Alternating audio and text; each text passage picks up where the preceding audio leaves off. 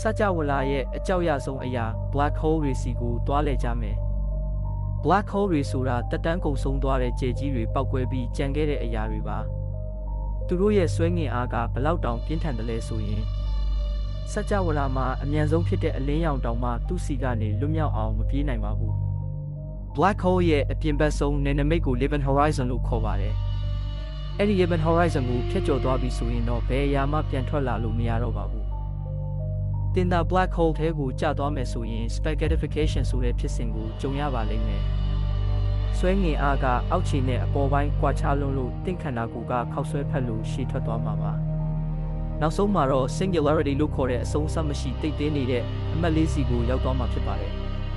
အဲ့ဒီ singularity ထဲမှာတော့ကျွန်တော်တို့သိထားတဲ့ယူပဗေဒနိယာမတွေအကုန်လုံးပြည့်ပြည့်သွားပါတယ်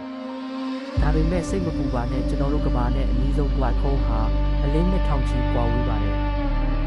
ဗီဒီယိုအစအဆုံးကြည့်ရှုပေးလို့ကျေးဇူးအများကြီးတင်ပါတယ်ခင်ဗျာအပိုင်း2ကိုဆက်လက်စောင့်မျှော်ပေးပါဦးနော်